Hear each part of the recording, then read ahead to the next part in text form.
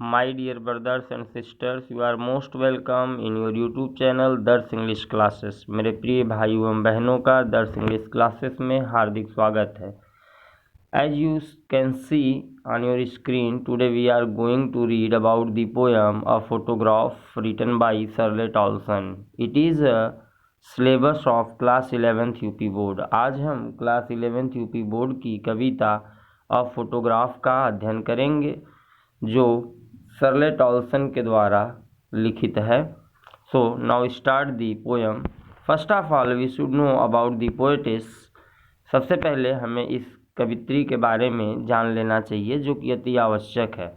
शर्ले Toulson full name is Kathleen शर्ले Toulson. शर्ले Toulson का पूरा नाम कैथलीन शर्ले टॉल्सन है। इनका जन्म 20 मई 1924 में हुआ।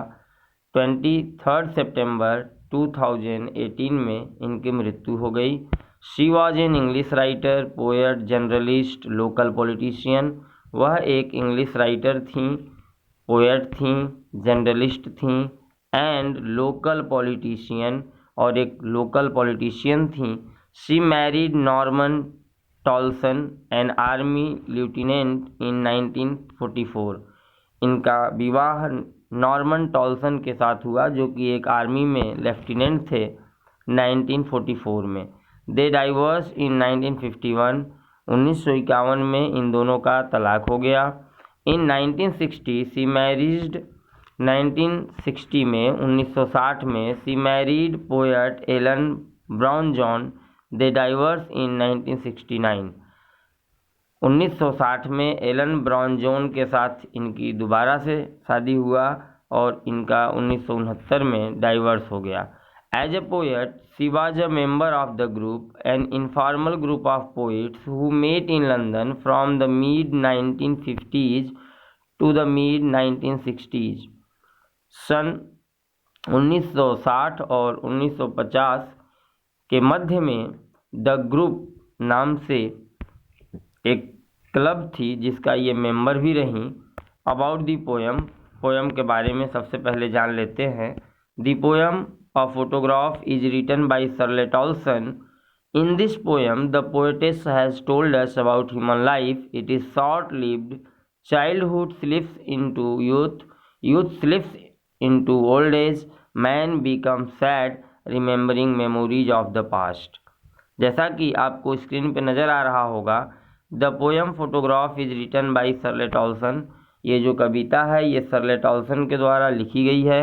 इन दिस पोएम, इस कविता में, द पोएटेस, कवित्री, हैज़ टोल्ड अस, कवित्री ने हमें ये बताया है, अबाउट ह्यूमन लाइफ, मानव जीवन के बारे में।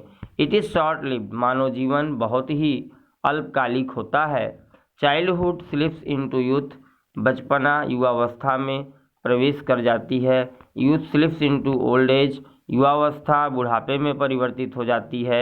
मैन बिकम्स सैड, मनुष्य मानव दुखित हो जाता है। Remembering the memories of past, अपने पास्ट के यादों को याद करके। Next come to the point. अब हम पोएम की तरफ बढ़ते हैं। फर्स्ट स्टेंजा की first line, the cardboard shows me how it was when the two girl cousins went paddling, each one holding one of my mother's hands, and see the big girl some 12 years or so।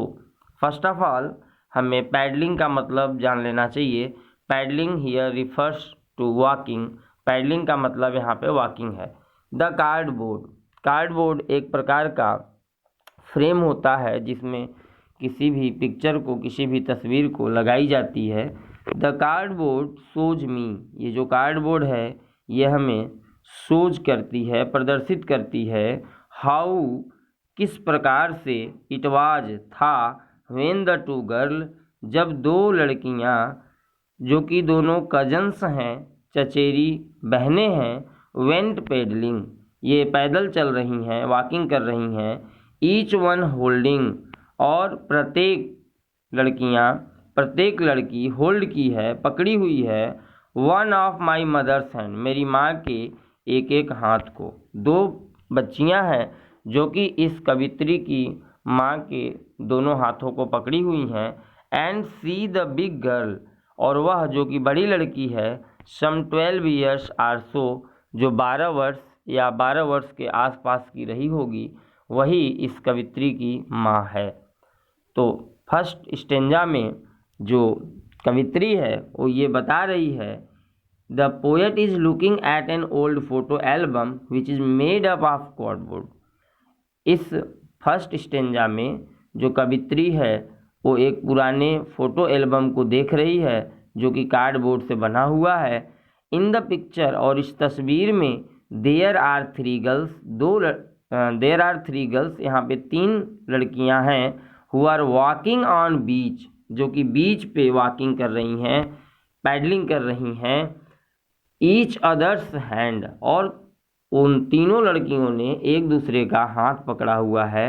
The girl in the middle is tallest and oldest, जो बीच की लड़की है वो सबसे लंबी और सबसे बड़ी है, जिसका उम्र उस टाइम 12 वर्ष बताया जा रहा है। द अदर 2 गर्ल्स, बाकी जो 2 लड़कियां हैं, on each side are younger than her, जो कि दोनों साइड में हैं, वो उस बड़ी लड़की से, उस बिग गर्ल से यंगर हैं, छोटी हैं। The girl in the middle is the poet's mother, जो मध्य में, जो उस फोटो में जो बड़ी और लंबी जो लड़की है वही कवित्री की माँ है। She is around 12 years old when the picture was taken, और जब ये पिक्चर टेकन की गई थी, जब ये पिक्चर खींची गई थी, उस समय उसकी माँ की उम्र 12 वर्ष होगी। क्वेश्चन नंबर, स्टेंजा नंबर 2 की तरफ बढ़ते हैं। All 3 stood still to smile through hair, all 3 stood still to smile through hair at the uncle with the camera, a sweet face my mother's that was before I was born, and the sea which appears to have changed less was their terribly transient feat। Now stanza number 2 की तरफ बढ़ने से पहले हम आपको एक important information दे दें। इस वीडियो के भाग में आप इस पोयम की कंप्लीट जानकारी प्राप्त करने वाले हैं। आप यहाँ पे इस पोयम से संबंधित लिटरेरी डिवाइसेस भी देखेंगे, साथ ही साथ आपको क्वेश्चन आंसर्स भी कंप्लीट मिलेंगे। मेरे प्यारे भाइयों एवं बहनों, आपसे मेरी इतनी सी गुजारिश है कि आप इस चैनल को सब्सक्राइब कर लें और साथ ही साथ बेल आइकन ज़रूर दबा लें, प्रेस कर लें, ताकि आपको हमारा आने वाला हर वीडियो सबसे पहले आप तक पहुंच सके। So come to the point. Stanza number 2, all 3 stood, ये जो तीनों लड़कियां हैं ये स्टूड हैं, खड़ी हैं, still to smile, still here refers motionless, ये तीनों लड़कियां मोशनलेस खड़ी हैं, उनमें कोई हलचल नहीं हो रही है, शांति से खड़ी हैं। टू स्माइल, मुस्कुराते हुए, थ्रू दियर हेयर, अपनी, ऐसा लगता है जैसे इनके बाल गीले हैं और बाल बिखरे हैं और उन बालों से इनका चेहरा झांकता हुआ नज़र आ रहा है। एट द अंकल, और ये अंकल की तरफ, अपने चाचा की तरफ देख रही हैं, विद द कैमरा, जो कि कैमरे लेकर के खड़े हैं। और स्वीट फेस, एक स्वीट, एक प्यारा सा फेस, ये जो स्वीट फेस की कवित्री यहाँ बात करती है, ये अपने मदर के स्वीट फेस की बात कर रही है, अपने माँ के चेहरे की बात कर रही है, जो कि उस समय 12 वर्ष की उम्र में बहुत ब्यूटीफुल हुआ करती थी। माई मदर्स लिखा भी है, मेरी माँ का जो स्वीट फेस है वो इस तस्वीर में देखा जा सकता है। That was before I was born, और ये तब की फ़ोटो थी जब इस कवित्री का जन्म भी नहीं हुआ था। एंड द सी, और जो सी है, जो कि समुद्र है, विच अपीयर्स टू हैव चेंजलेस, जो कि बहुत कम परिवर्तित नज़र आता है। वास्ड, जो कि वास्ड करता है, धोता है। दियर टेरिबली, उनके terribly transient, transient here refers to temporary, transient का मतलब यहाँ पे टेम्पोररी है, अस्थाई है। कवित्री यहाँ आपसे ये बताना चाहती है कि वास दियर टेरिबली ट्रांसिएंट फीट, वह समुद्र जो उस समय उनके फीट को, उनके पाँव को वास कर रही थी वो आज भी नहीं बदली है, बट मेरी माँ और ये दो बच्चियाँ जो कि इस तस्वीर में हैं ये पूरी तरह से बदल चुकी हैं। Because the poet has told you the life of human is short lived, क्योंकि अभी अभी आपको मैंने बताया कि जो व्यक्ति जो मानव का जो जीवन है वो शॉर्ट लिव्ड है, वो बहुत अल्पकालिक है, उसमें क्षणभंगुरता है। बट सी जो कि समुद्र है वो बहुत ही कम बदला होता है काफ़ी ईयर्स के बाद भी। सो बात करते हैं स्टेंजा नंबर 2 की। Once again all three stood still to smile through their hair. आप इसे बड़े ध्यान से समझें। यदि आप इसे और अच्छी तरह समझना चाहें तो आप अपनी बुक ओपन कर लें, साथ ही साथ नोटबुक भी ओपन कर लें, ताकि जहाँ भी ज़रूरत हो आप वहाँ नोट कर सकें, आप किताब में समझ सकें। Eight the uncle with the camera, ये तीन बच्चियां हैं जो कि खड़ी हैं और ऐसा लग रहा है जैसे ये बालों से निकल कर के मुस्कुरा रही हैं। ये तीनों एक साथ कैमरे की तरफ देखती हैं। और स्वीट फेस, एक प्यारा सा चेहरा, माई मदर्स, मेरी माँ का, दैट वाज, जो कि था, बिफोर आई वाज बर्न, मेरे जन्म लेने से पूर्व, एंड द सी, और वह समुद्र, विच अपीयर्स टू हैव चेंज्ड, जो कि बदला हुआ अपीयर होता है, दिखाई देता है, बट हियर लेस चेंज्ड, मतलब ये जो समुद्र है वो बदलाव तो हुए हैं उसमें, लेकिन उतना नहीं बदलाव हुए जितने कि मेरी माँ और इन दो बच्चियों में हुए। Was their terribly transient feet, जो कि उनके टेरिबली ट्रांसिएंट, जो कि उनके एक्सट्रीमली शॉर्ट लिव्ड पाँव को उस समय धो रहे थे, वो अभी भी उतनी नहीं बदली है। इन the above lines the poet describes how the photograph was taken. इस स्टेंजा में कवित्री आपसे ये बताना चाहती है कि ये फोटोग्राफ किस प्रकार से खींची गई। Her mother's uncle took the photograph, उसके चाचा ने इस फोटोग्राफ को लिया। And told them to stop and pose, उनको ये कहा कि आप शांति से खड़े हो जाएं और पोज दें। All three of them left their wet hair open, वो तीनों बच्चियां अपने बालों को खुला रखती हैं, गीला रखती हैं, और स्माइल एट द कैमरा, और कैमरे की तरफ की देख करके स्माइल करती हैं, मुस्कुराती हैं। The poet's attention is drawn towards his mother's face, जो कवित्री है उसका मेन उद्देश्य आपका ध्यान अपनी माँ के चेहरे की तरफ खींचना है, विच इज डिस्क्राइब, जो कि यहाँ पर वर्णन किया गया है, एज ए स्वीट फेस, एक स्वीट फेस के रूप में। The photograph was taken long before the poet was born, जैसा कि आप देख सकते हैं that was before I was born लिखा हुआ है। ये जो फोटोग्राफ है ये उसकी माँ का फोटोग्राफ है, जो कि उसके जन्म से बहुत पहले खींची गई थी। The poet calls their feet, जो कवित्री है वो उनके पाँव को टेरिबली ट्रांसिएंट के रूप में कह करके संबोधित करती है, as they were so young, क्योंकि उस समय वो बहुत यंग थे, वो बहुत जवान थी। By then and now they had grown older, जो कि अब काफ़ी बूढ़ी हो चुकी हैं।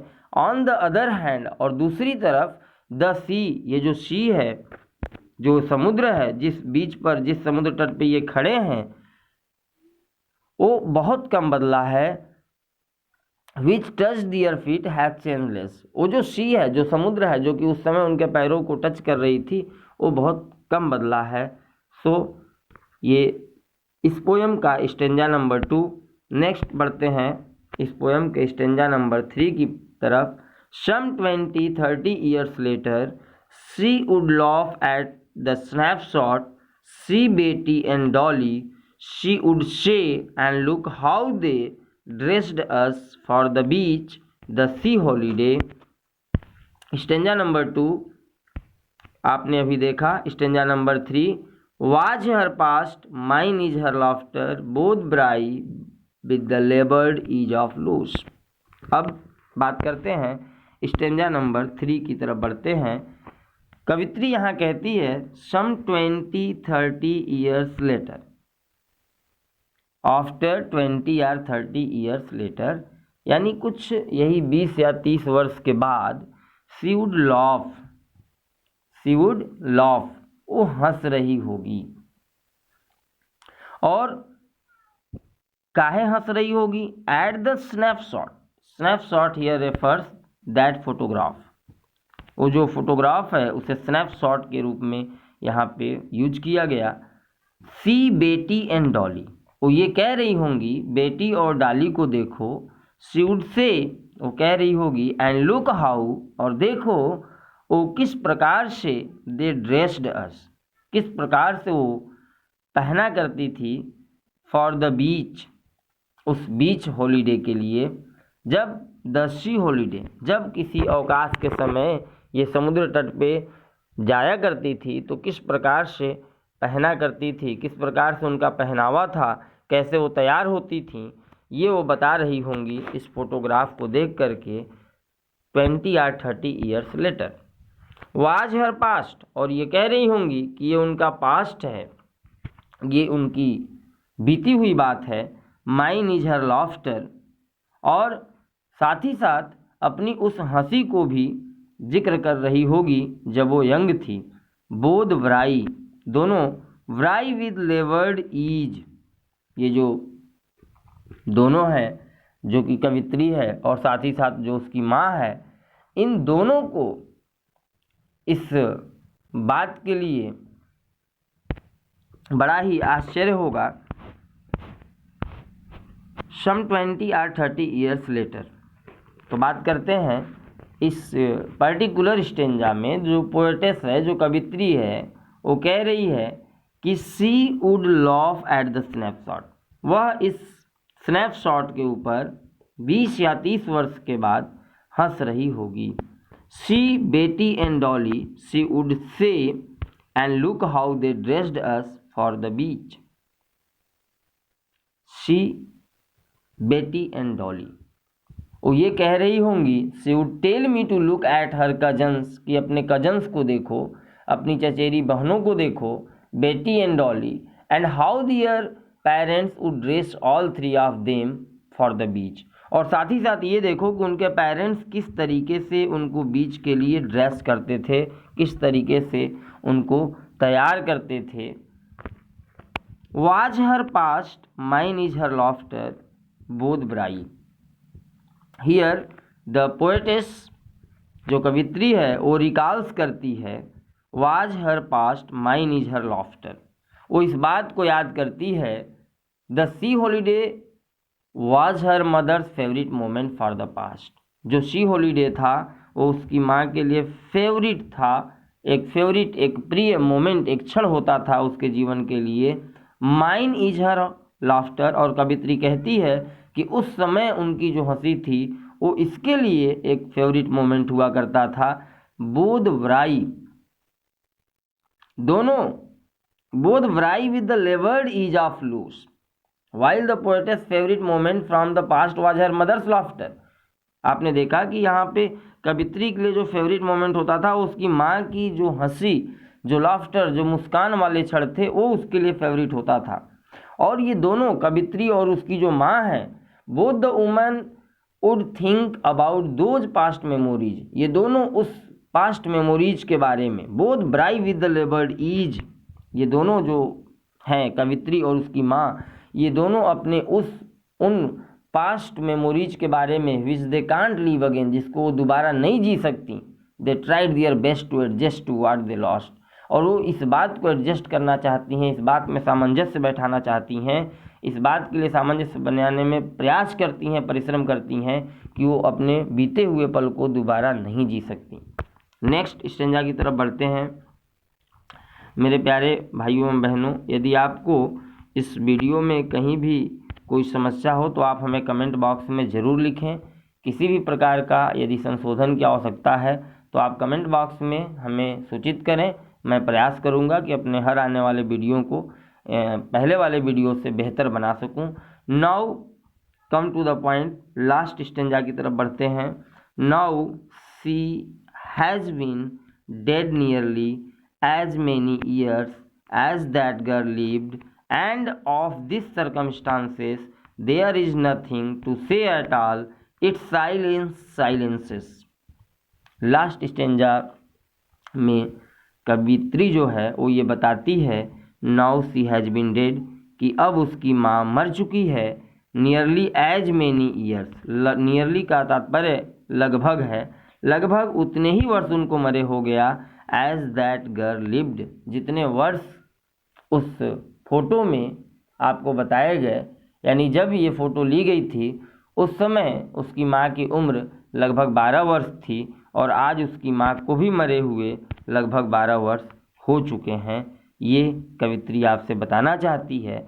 एंड ऑफ दिस सर्कमस्टांस, और ये जो सर्कमस्टांस है, ये जो परिस्थिति है, ये जो स्थिति है, देयर इज नथिंग, और इस विषय में कुछ भी नहीं है, टू से एट ऑल, तनिक भी कहने को, इट्स साइलेंस साइलेंसेस, अब पूरी तरह से साइलेंस है, पूरी तरह से खामोशी है, क्योंकि डेथ ने, मृत्यु ने हर चीज़ को साइलेंस कर दिया है, हर चीज़ को, उन माँ और उन बेटी दोनों को स्पीचलेस कर दिया है। So come to the point, in the above lines, इस लास्ट स्टेंजा में जो कवित्री हैं वो हमें ये बताती हैं, her mother died 12 years ago, उसकी माँ 12 वर्ष पहले ही मर चुकी है। The same age her mother was in the photograph, और उतने ही उम्र उसकी माँ का उस फोटोग्राफ में भी जिक्र हुआ। Whenever the poet thinks of her mother's death, जब कभी भी कवित्री अपने माँ की मृत्यु के बारे में सोचती है, शी कांट एक्सप्लेन, तो वो एक्सप्लेन नहीं कर पाती, वो उसको व्याख्या नहीं कर पाती, वाट इफेक्ट, की किस प्रभाव ने, कैसा प्रभाव she has of her mother's death, उसकी माँ की मृत्यु का उसके ऊपर पड़ा।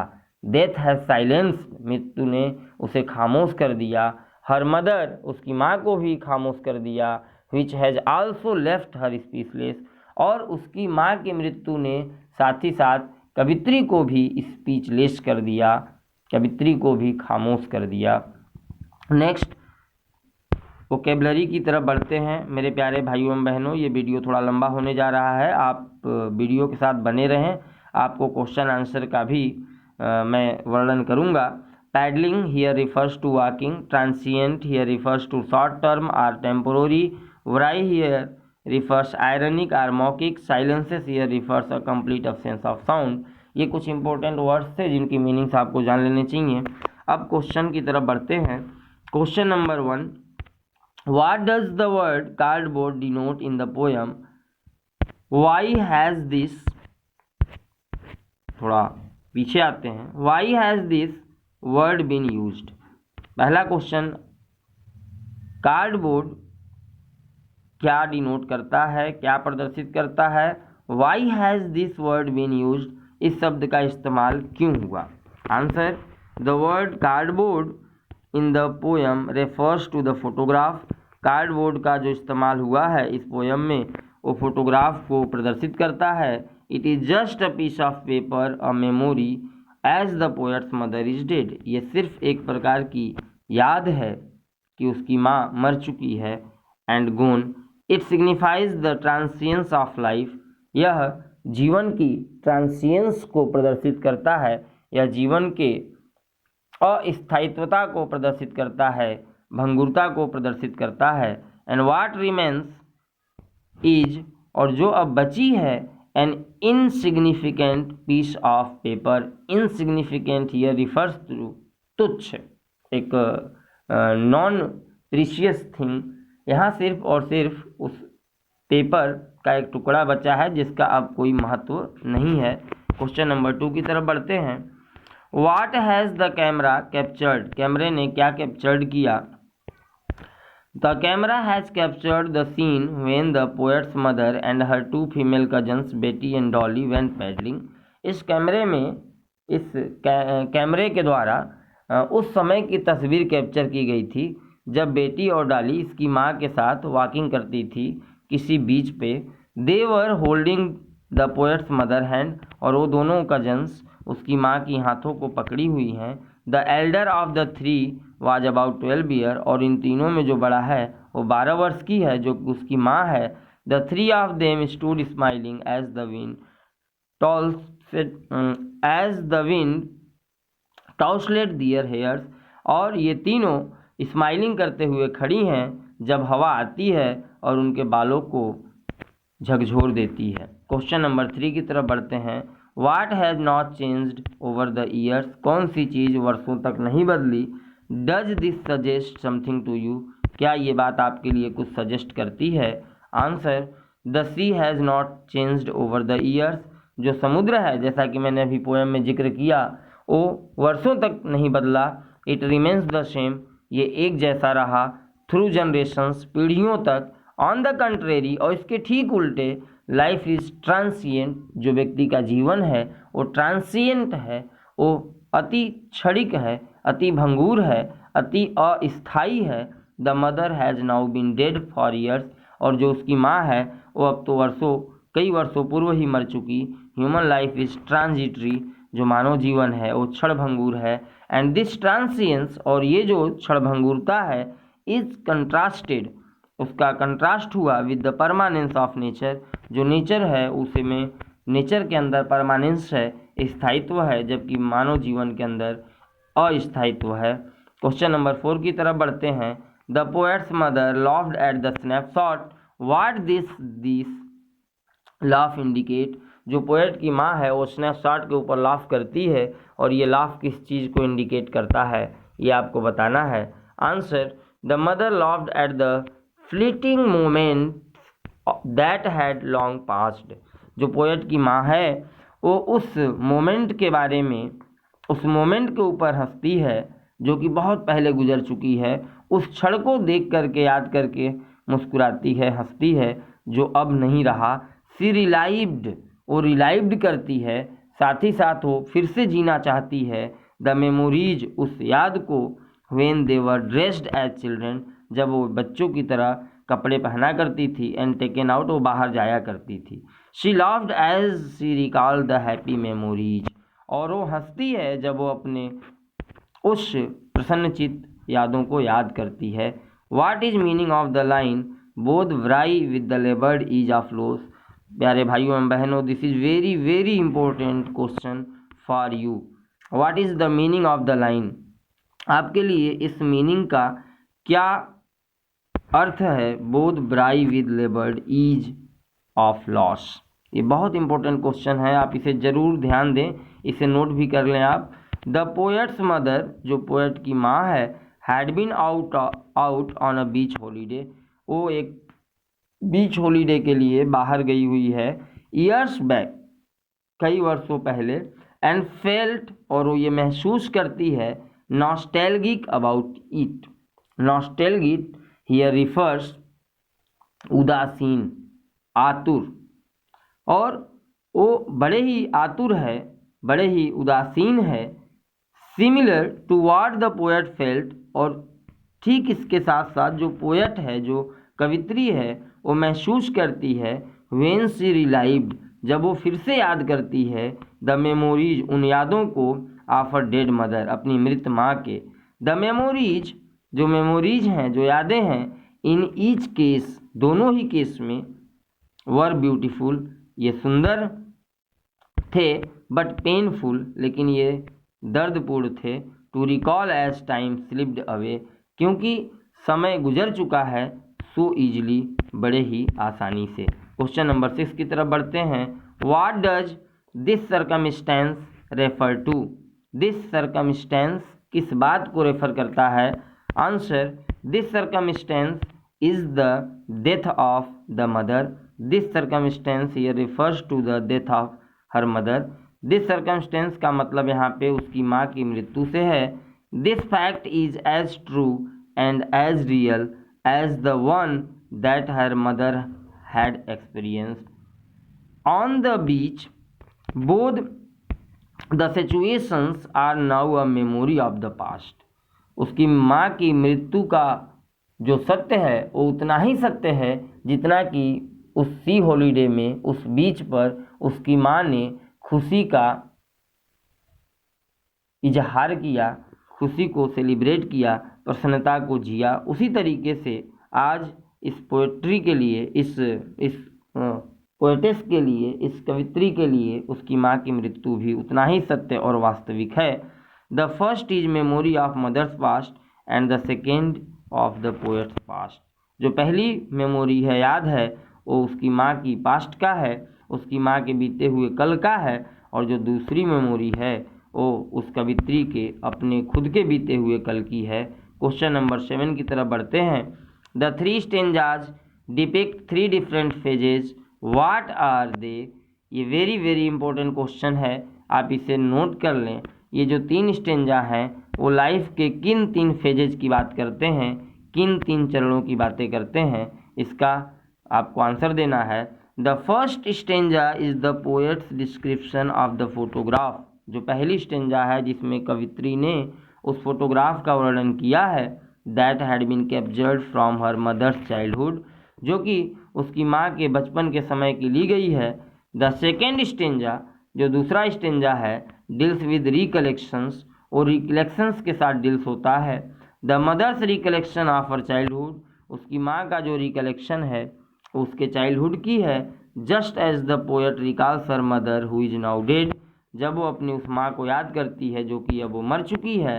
द थर्ड स्टेंजा, जो तीसरी स्टेंजा है, लास्ट स्टेंजा है, फिलॉसफी से death and the transience of life, जो तीसरी स्टेंजा है जिसमें मृत्यु और जीवन के अस्थायित्व का उपदेश दिया गया है, फिलोसफाइजेज किया गया है, उसका वर्णन किया गया है। सो थैंक यू मेरे प्रिय भाइयों एवं बहनों का बहुत बहुत धन्यवाद कि आपने हमारे वीडियो को लास्ट तक देखा। यदि आपको ये वीडियो पसंद आया हो तो आप कमेंट बॉक्स में ज़रूर टाइप करें, ज़रूर हमें सूचित करें, और किसी भी तरह की समस्याओं के लिए आप हमें कमेंट बॉक्स में राइट डाउन करें ताकि हम समझ सकें और अपनी आने वाले हर वीडियो को आज से बेहतर बना सकें। थैंक यू मेरे प्यारे भाइयों एवं बहनों, थैंक यू सो मच।